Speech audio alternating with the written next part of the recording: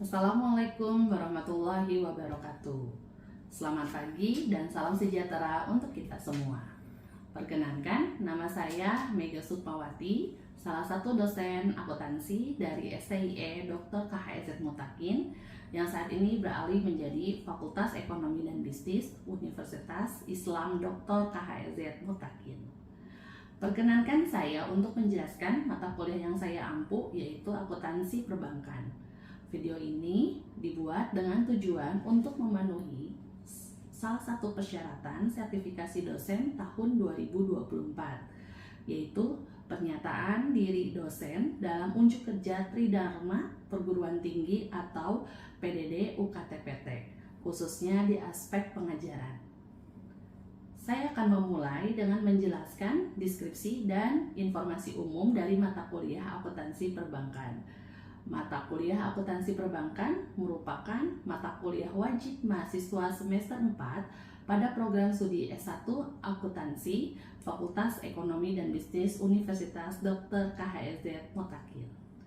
Mata kuliah akuntansi perbankan ini memiliki bobot sebesar 3 SKS selama 1 semester ke depan.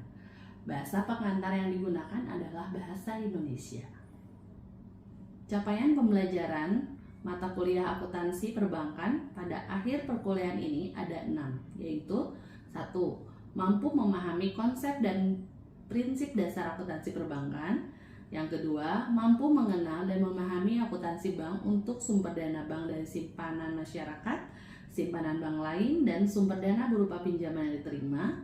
Yang ketiga, mampu mengenal dan memahami akuntansi bank untuk surat berharga baik yang diterbitkan bank maupun untuk surat berharga yang dimiliki bank. Keempat, mampu mengenal dan memahami akuntansi bank untuk ekuitas atau modal bank. Yang kelima, mampu mengenal dan memahami akuntansi bank untuk kas dan rekening giro pada Bank Indonesia dan untuk penempatan pada bank lain. Dan yang terakhir, yang keenam, mampu mengenal dan memahami akuntansi bank untuk penggunaan dana bank berupa kredit yang diberikan. Mata kuliah akuntansi perbankan bertujuan untuk membekali mahasiswa untuk memiliki pemahaman dan penguasaan konsep akuntansi pada bidang perbankan pada umumnya dan dapat menerapkannya pada perusahaan bank berdasarkan standar akuntansi yang berlaku. Pada mata kuliah ini akan membahas tentang konsepsi akuntansi, laporan keuangan bank, akuntansi clearing, giro, tabungan, deposito, penjaminan simpanan, surat berharga, pinjaman yang diterima, akuntansi modal bank, investasi, akuntansi kredit yang diberikan, batas maksimum pemberian kredit, dan aktiva sewa guna usaha. Capaian pembelajaran lulusan atau CPL program studi S1 akuntansi yang dibebankan pada mata kuliah ini adalah 1. Menunjukkan sikap bertanggung jawab atas pekerjaan di bidang perbankan secara mandiri. Yang kedua, menguasai konsep teoritis akuntansi pada bidang perbankan secara mendalam dan perkembangannya serta penerapannya dalam praktik akuntansi di bidang perbankan. 3. Menguasai jenis dan regulasi organisasi lokal, nasional, regional, dan global. Yang keempat, mampu menunjukkan kinerja mandiri, bermutu, dan terukur. Yang kelima, mampu mengambil keputusan secara tepat dalam konteks penyelesaian masalah di bidang perbankan berdasarkan hasil analisis informasi dan data. Referensi yang digunakan dalam mata kuliah akuntansi perbankan diantaranya buku akuntansi perbankan, Book of Accounting Principle, Book of Financial Accounting, Book of Accounting for Bank, Book of Bank Management, buku akuntansi sumber dana bank, dan masih ada beberapa sumber pustaka yang bisa dijadikan referensi di mata kuliah ini. Sistem pembelajaran di dalam mata kuliah akuntansi perbankan dilaksanakan secara sinkronus dengan menggunakan metode pembelajaran aktif yang mengutamakan peran dan keaktifan mahasiswa dalam proses pembelajarannya, seperti mengikuti kuis interaktif, diskusi kelompok, penugasan dalam menganalisis laporan keuangan. Pembelajaran mata kuliah akuntansi perbankan ini dilakukan selama 16 pekan, di mana 7 pekan pertama sebelum UTS dan 1 pekan UTS. Lalu 7 pekan berikutnya sebelum UAS dan 1 pekan pelaksanaan UAS. Metode pembelajaran yang digunakan bergantung pada bahan kajian atau materi pembelajaran yang akan disampaikan seperti blended learning. Bentuk perkuliahan secara sinkronus dilakukan secara tatap muka di ruang kelas maupun menggunakan tools web conference seperti Google Meet, Microsoft Teams, atau Zoom. Evaluasi hasil pembelajaran mata kuliah akuntansi perbankan didapatkan dari kuis interaktif, penugasan, dan diskusi kelompok UTS dan UAS. Kuis interaktif dilakukan sebanyak 4 kali dan penugasan terstruktur baik secara kelompok dilakukan sebanyak 4 kali, lalu dibahas secara diskusi kelompok. Kemudian UTS dan UAS dilakukan secara tatap muka menggunakan soal uraian. Pembobotan setiap bentuk evaluasi pembelajaran adalah kuis interaktif sebanyak 20%, penugasan kelompok 30%, diskusi kelompok sebanyak 10%, UTS 20%, dan UAS 20%, dengan total bobot penilaian sebesar 100%.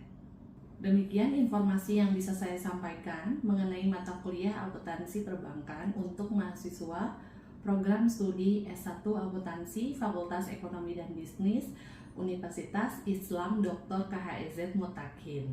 Berikutnya merupakan cuplikan dari proses pembelajaran yang saya laksanakan secara sinkronus online melalui Zoom. Selamat menyaksikan. Assalamualaikum warahmatullahi wabarakatuh. Waalaikumsalam. warahmatullahi wabarakatuh. Ya, teman-teman, terima kasih sudah hadir untuk kelas online ini. Oke, pertemuan hari ini kita akan bahas mengenai BMPK, batas maksimum pemberian kredit. Nah, sebelumnya nih teman-teman, kemarin kan minggu kemarin kita udah bahas mengenai kredit. Nah, kalau untuk pinjaman ya, pinjaman yang diberikan. Nah, untuk saat ini kita akan bahas mengenai BMPK, batas maksimum pemberian kredit. Oke, saya mulai share screen ya.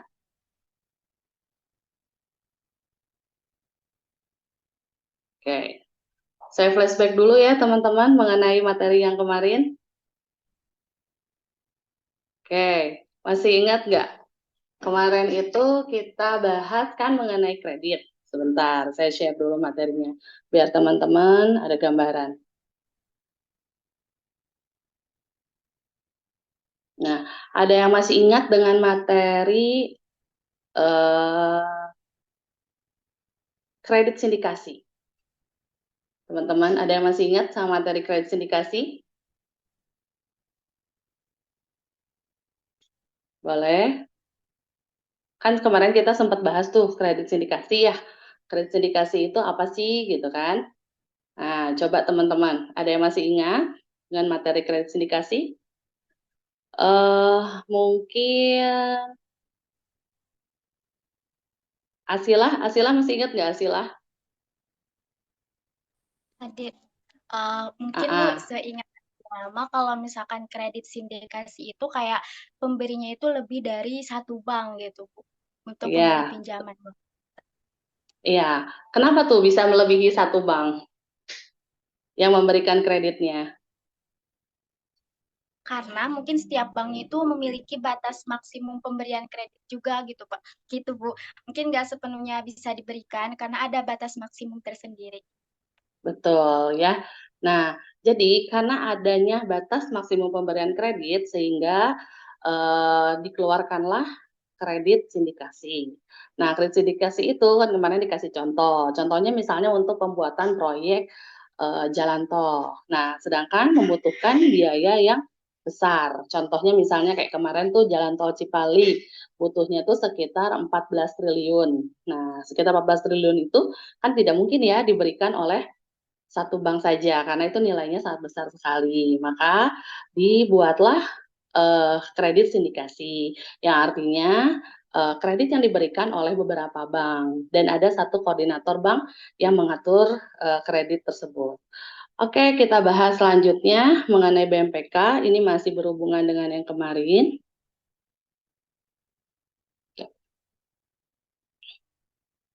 Nah, oke, sudah terlihat ya. BMPK ini merupakan batas maksimum penyediaan dana yang diperkenankan untuk dilakukan oleh bank kepada peminjam atau sekelompok peminjam tertentu. Ya, penyedia dana itu contohnya ya penyedia fasilitas kredit, itu pasti bank ya, bank atau lembaga keuangan lainnya.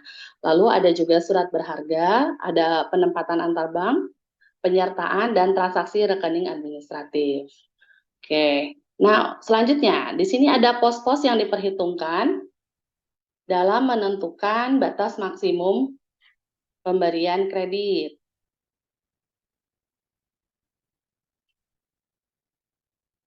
Oke. Nama lain dari batas maksimum pemberian kredit itu adalah triple L ya, legal lending limit. Pos-posnya yaitu satu, kredit yang diberikan ya. Kredit diberikan ini posisinya ada di debit. Ada yang tahu untuk kredit yang diberikan teman-teman ada di laporan keuangan apa? Untuk kredit yang diberikan, teman-teman bisa lihat kalau dalam laporan keuangan nih ada di laporan apa? Palah ada? Ada, Bu. Coba Palah mungkin bisa bantu jawab bahwa kredit yang diberikan itu ada di mana nih? Kalau kita misalnya mau lihat nih, kan laporan keuangan tuh macam-macam ya. Ada yang di laporan keuangan tuh contohnya? Ada laporan laba rugi, Ya, posisi keuangan. Laporan perubahan modal atau ekuitas, laporan arus kas, sama catatan atas laporan keuangan. Oke, terima kasih. Nah, untuk yang kredit yang diberikan itu ada di mana nih? Mungkin Asila bisa bantu? Kalau Kredit kredit yang diberikan. kalau kredit yang diberikan itu mungkin contohnya kayak giro ya Bu ya. Nah mungkin kalau simpanan giro itu ada di laporan neraca, posisi normalnya di kredit, di laporan posisi keuangan, saldo normalnya di kredit, kalau nggak salah Bu. Ya, kalau untuk tadi kan yang giro itu laporan keuangannya dari sisi hutang nih. Kalau kredit yang diberikan bagi bank itu adalah aset. Ya. Kalau misalnya aset berarti ada di posisi ini, debit. Ya. Dia kan kalau kredit yang diberikan itu posisinya ada yang di aset. Ya, nanti teman-teman kalau lihat di laporan keuangan, contoh laporan keuangan yang ada di laporan OJK, sebentar, share dulu ya, laporan keuangan perbankan.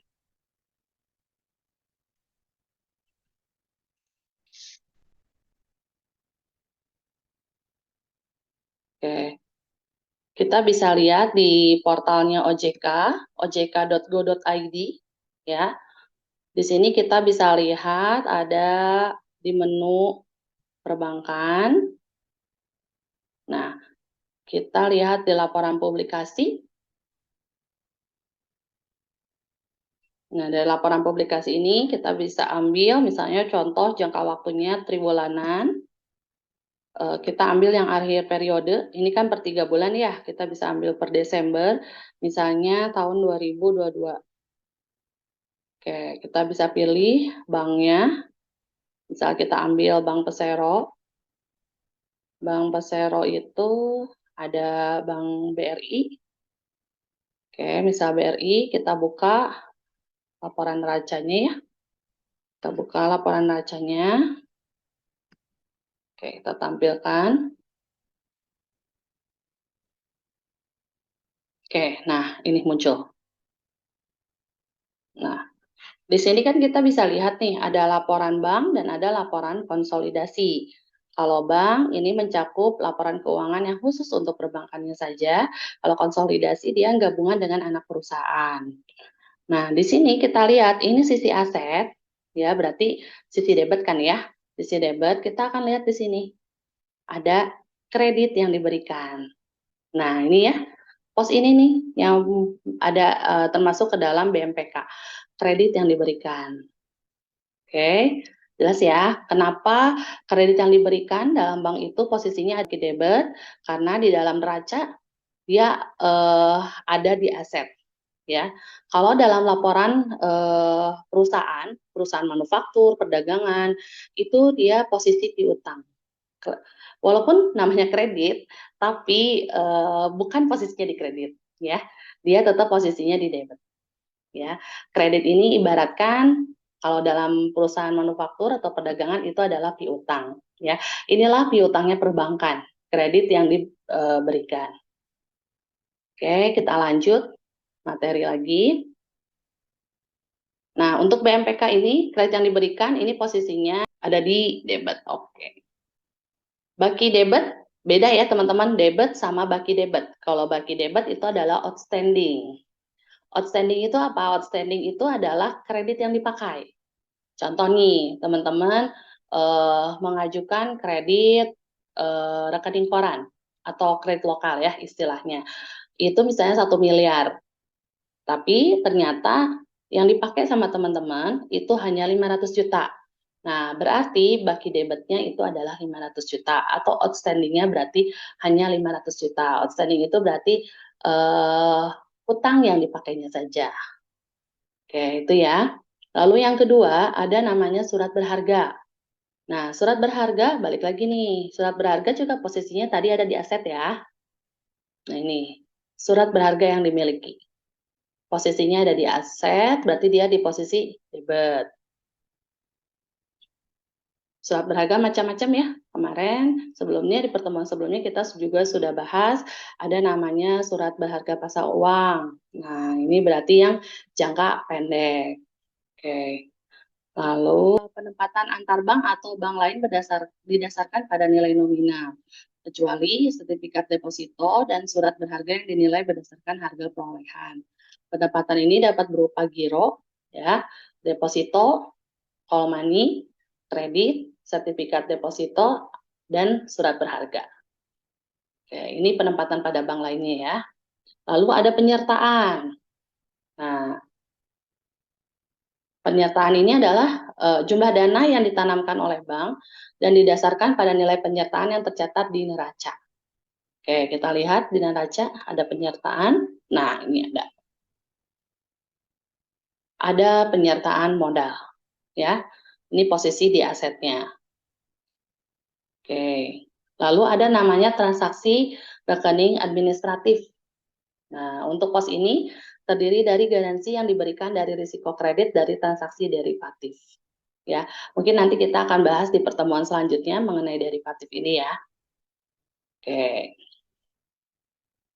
Lalu ada pos-pos pengecualian dalam perhitungan BMPK. Di sini ada pos yang pengecualiannya. Yang pertama itu ada penanaman dana pada sertifikat Bank Indonesia atau SBI dan surat hutang pemerintah Indonesia. Mungkin ada yang masih ingat surat hutang di sini maksudnya apa? Coba saya mau tanya ke Mas Pupa. Mas Pupa masih ingat nggak yang dimaksud dengan surat utang itu apa sih? Iya Bu Adi. Kira-kira surat utang itu apa sih Mas Pupa?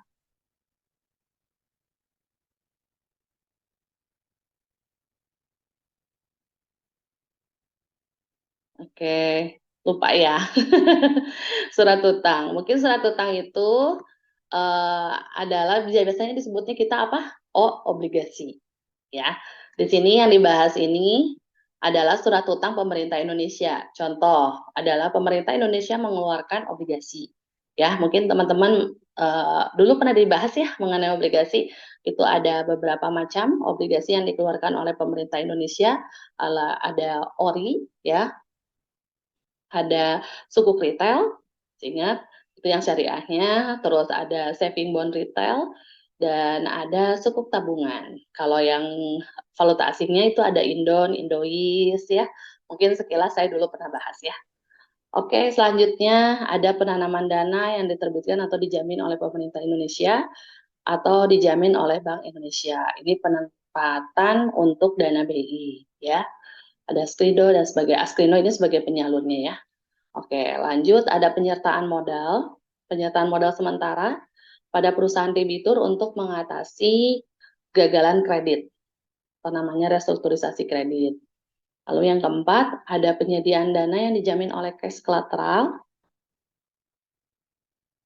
Ini persyaratannya ya. Bank telah melaporkan mengenai aktiva produktif yang dijamin SBLC. Lalu ada SBLC harus diterbitkan, ya, atau dijamin oleh prime bank. Lalu ada jangka waktunya harus mengcover jangka waktu aktiva produktif plus 90 hari. SBLC juga harus dicairkan selama tamatnya 90 hari ya.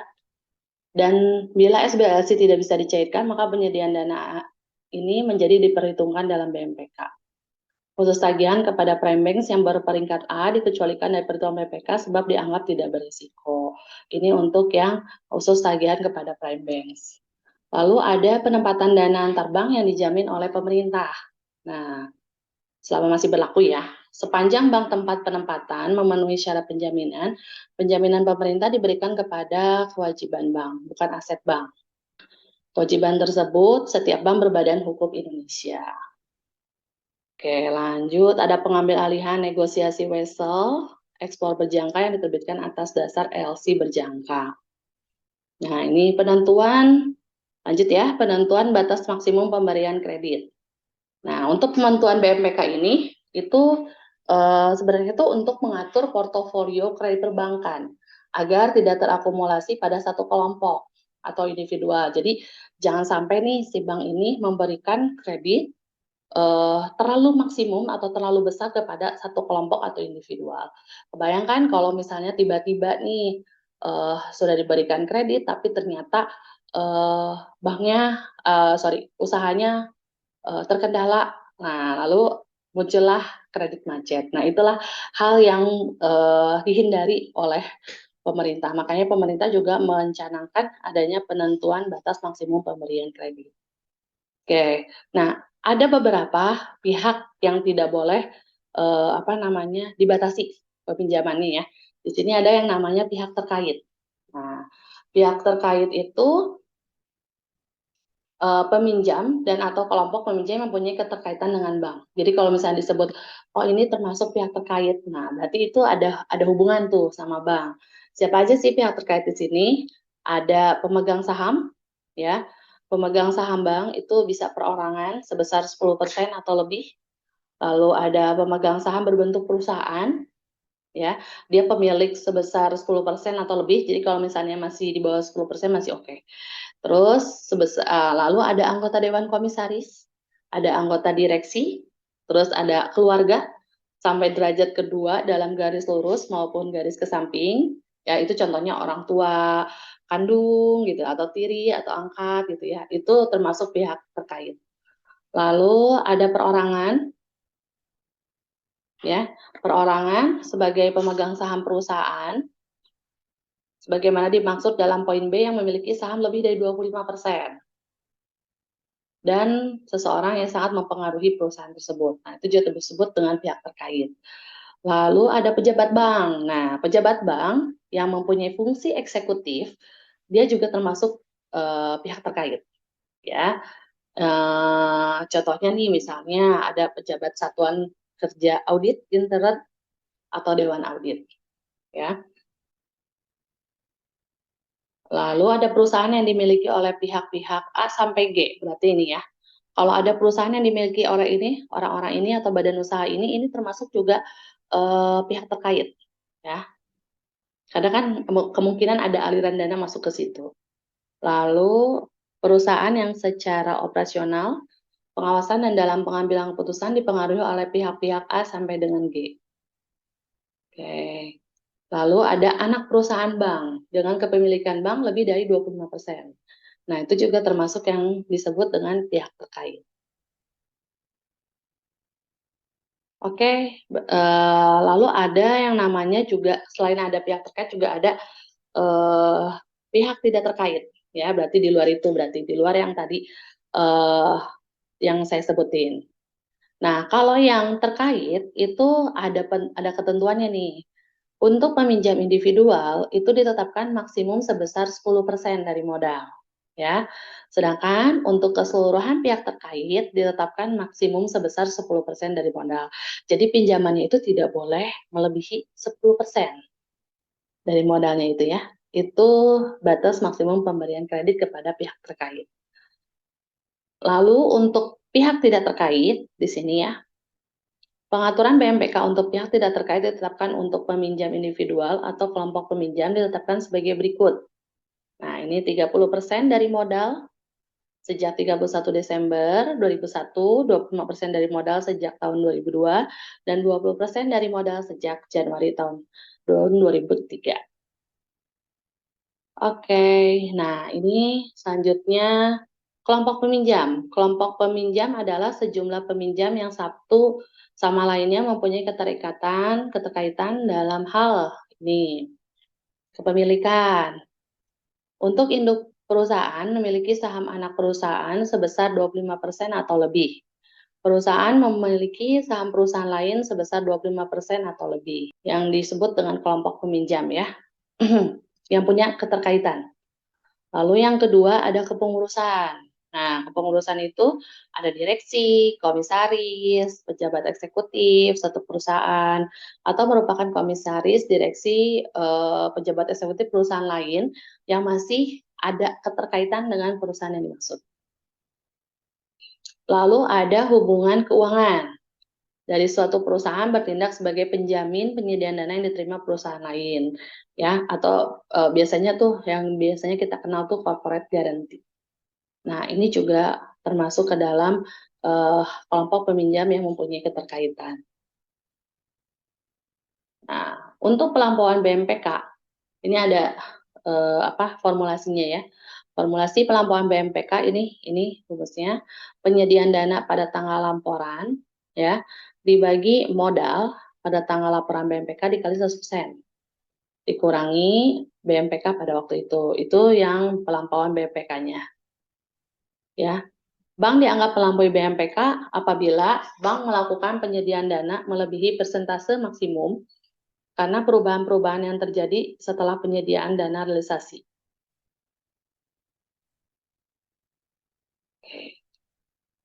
Lalu untuk pelanggaran BMPK, ini formulanya ini ya, penyediaan dana pada saat pemberiannya, modal pada saat pemberian dibagi modal pada saat pemberian penyediaan dana dikali 100%. Dikurangi BMPK. Oke, nah ini untuk laporan-laporannya. Laporan pelanggaran BMPK. Oke, nanti kita akan bahas selanjutnya ya. Oke, berikut mengenai BMPK ya teman-teman ya. Batas maksimum pemberian kredit. Ada yang mau ditanyakan mungkin mengenai BMPK ini? Sedikit ada gambaran ya teman-teman ya untuk BMPK ini. Jadi bank juga ada batasannya dalam memberikan kredit, tidak seenaknya gitu kan. Misalnya ada yang minjem 100 triliun langsung dikasih, enggak ada. Makanya kita juga ada ketentuannya karena itu akan mempengaruhi likuiditas dari bank tersebut. Oke, terima kasih teman-teman untuk waktunya. Kita nanti akan bahas lebih lanjut ya untuk mengenai materi lainnya juga di pertemuan selanjutnya. Terima kasih untuk waktunya hari ini. Wassalamualaikum warahmatullahi wabarakatuh. Waalaikumsalam warahmatullahi wabarakatuh. Demikian deskripsi singkat serta cuplikan proses pembelajaran dari mata kuliah akuntansi perbankan yang saya ampu. Semoga dapat memberikan gambaran mengenai kinerja pengajaran yang saya lakukan, khususnya di mata kuliah akuntansi perbankan di program studi S1 Akuntansi Fakultas Ekonomi dan Bisnis Universitas Islam Dr. KHEZ Mutakin. Saya mengucapkan terima kasih pada seluruh tim panitia dan penilai sertifikasi dosen SMART tahun 2024. Khususnya dari Direktorat Sumber Daya Dirjen Dikti dan Ristek, Kemdikbudristek Indonesia. Tidak lupa juga saya mengucapkan terima kasih kepada Universitas Islam Dr. KHEZ Mutakin, Fakultas Ekonomi dan Bisnis, rekan sejawat dosen, dan rekan-rekan mahasiswa. Demikian yang dapat saya sampaikan. Atas semua kekurangan dari saya mohon maaf sebesar-besarnya. Wabillahi taufiq wal hidayah. Wassalamualaikum warahmatullahi wabarakatuh.